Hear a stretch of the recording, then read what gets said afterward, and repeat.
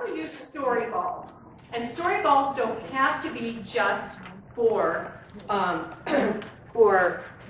poetic text.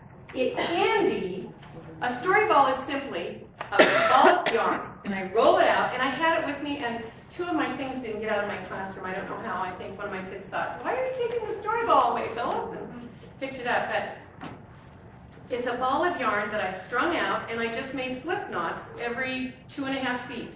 So along you'll go straight yarn, slip knot, straight yarn, slip knot.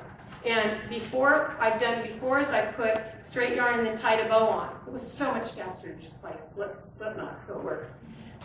So this whole yarn is like every 2 feet there's a knot. Then you start having them retell a story.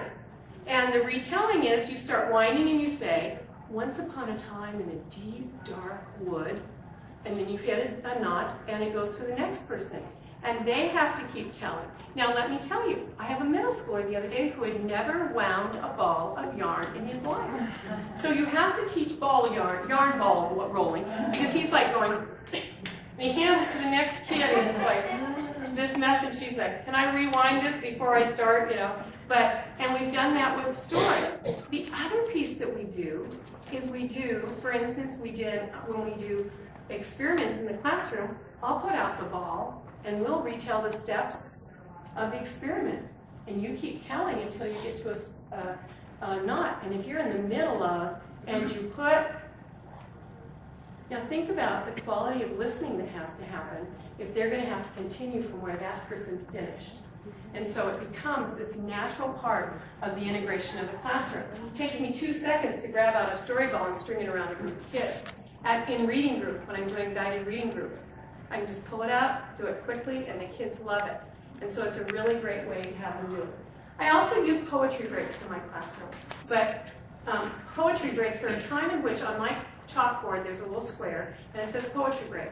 After you have practiced a poem, and you've done it for 1 or 2 kids to show them that you are really ready to present it, you get to write your name in the poetry breaks. Then, when we have a transition time in the classroom, I'll say, poetry break, and the first person whose name is on there knows that they are up, and they get their text and they stand up while all the kids are getting ready to transition. They either sit down and listen, or they stand and listen, and they do their poem. They express it very quickly, and then the next one. And it gives kids a chance to perform all day long whenever they're ready. It gives that little guy that never gets a chance to be heard a chance to practice. Because you know what? We ask kids to read aloud, and people don't give them practice. That is the worst thing on earth you can do for a child. I think it's terrible. If somebody asked me, I have a severe learning disability, and I did not learn to read until I was in college. And if someone still to this day, and I'm an accomplished speaker and an accomplished reader, but when I'm tired, my brain doesn't work right, the words go all over the place. But if you were to ask me, hand me a brand new book today and say, Phyllis, read this aloud, my stomach would go in knots, my throat would get quiet, and I would be like, I can't do this, I'll embarrass myself. Well, I think about that exponentially multiplied in the life of a small child, who we for some reason think it's our right to tell them to read out loud to us without ever looking at text. Now, I have kids read out loud to me for running records. I do that on a continuing basis. And sometimes I do it on familiar text and sometimes on unfamiliar text. But to have a child get up and perform a poem in my classroom without having preparation, to me, is unconscionable. I think that it's abusive. And so I would never do that.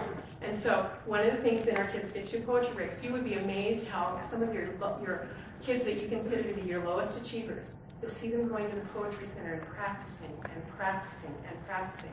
Because what you do at the end is you give them such kudos. And it's not the good job, it's, wow, your expression was so great. You stood there on your feet and you were so strong and so tall.